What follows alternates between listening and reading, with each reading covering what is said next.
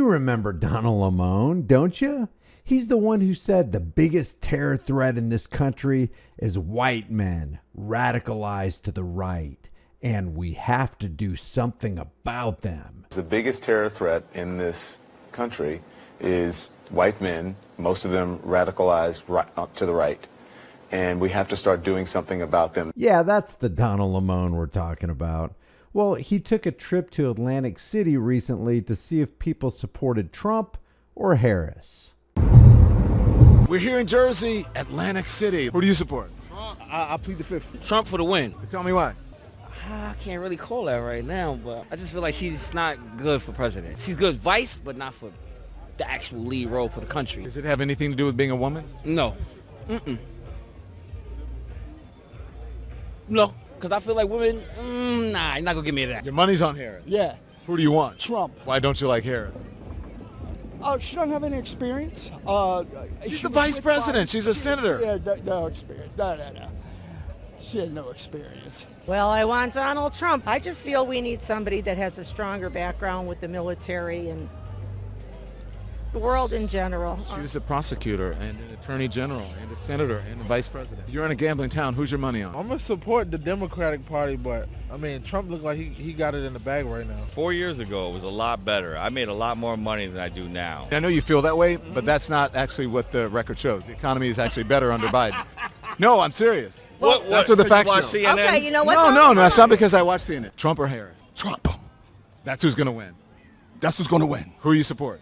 I support Trump. All the people that came to this country legally, it's not fair that they're letting all 10,000 to 15,000 people or 20,000 people here illegally. Have you seen San Diego? Yeah. They're coming off the boats, off the water right here, off the ocean. Did you know Biden was flying them in? You didn't know that? What do you Canadians think about what's going on here? We think you're all nuts. We're just watching from afar and just enjoying the show. Oh, I know nobody likes him, but we had good times with Donald Trump. Our economy was good. Life was good. But you know the economy's better under Biden than Trump.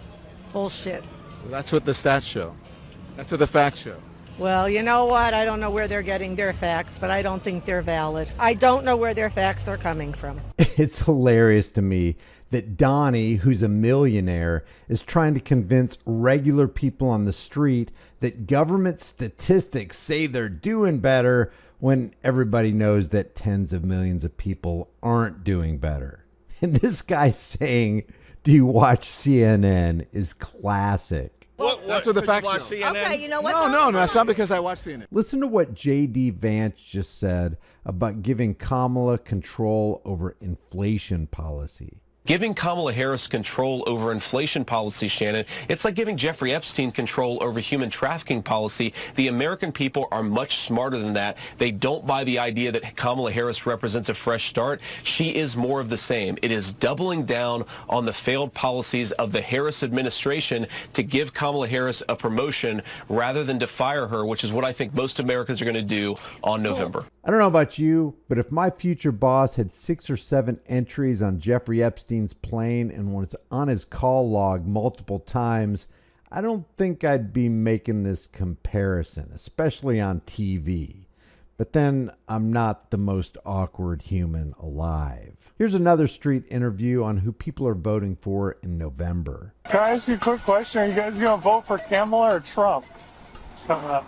You're voting for Trump? Yes, because a lot of people don't understand that Trump do a lot for us. He did a lot for us as African Americans than Biden will ever do. You think that Kamala Harris doesn't represent black people better than Trump? No. And why do you say that? she's out of line. She didn't even come. I consider her a radical.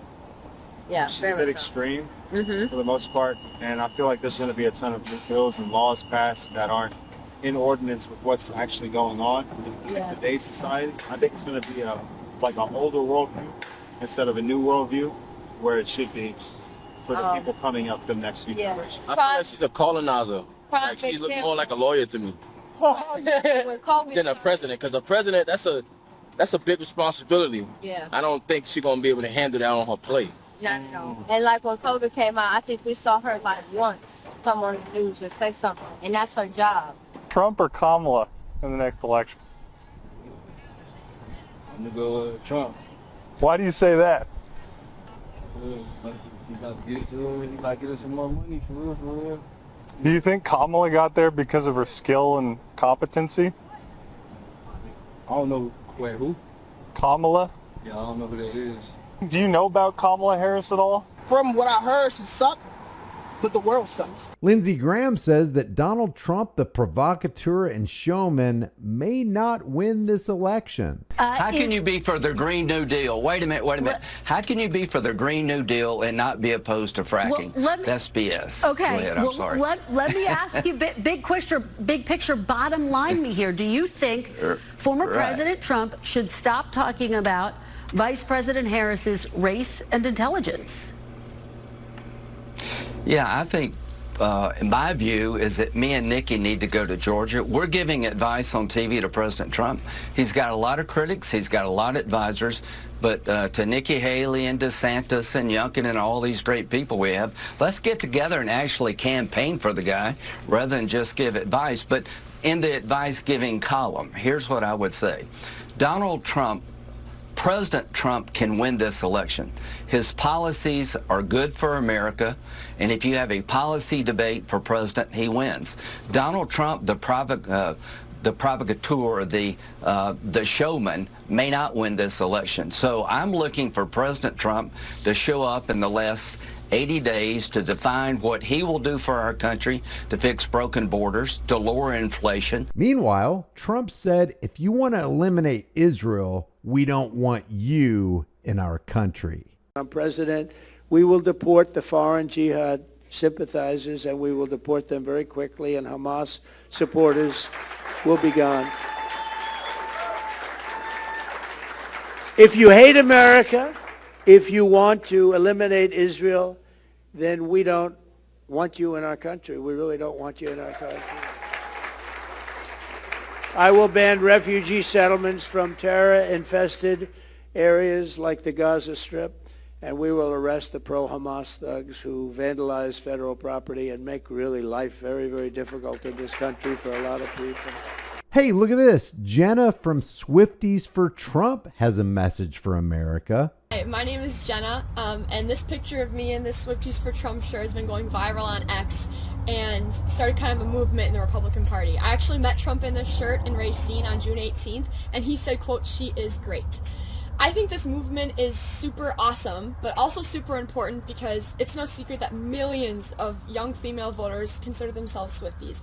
And we don't want them to have to choose between loving Taylor Swift and supporting their conservative ideologies at the ballot box in November. So I say we stop the hate towards Taylor and her fan base, and let's let Swifties be for Trump fearlessly.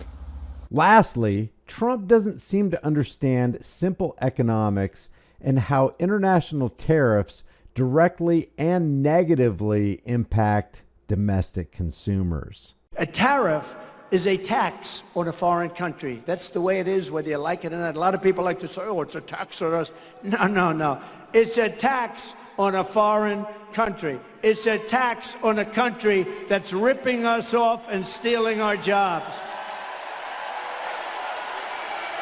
And it's a tax that doesn't affect our country. And you could see hundreds of billions of dollars of tariffs on other countries also. What people don't seem to realize is that tariffs are a form of price control.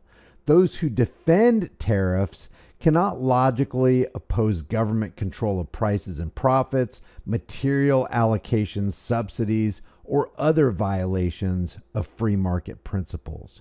The truth is, removing trade barriers between countries is what leads to greater prosperity. Because look at it this way. If restrictions on imports from other countries benefit the domestic economy, then why wouldn't Colorado, say, benefit from restricting imports from other states?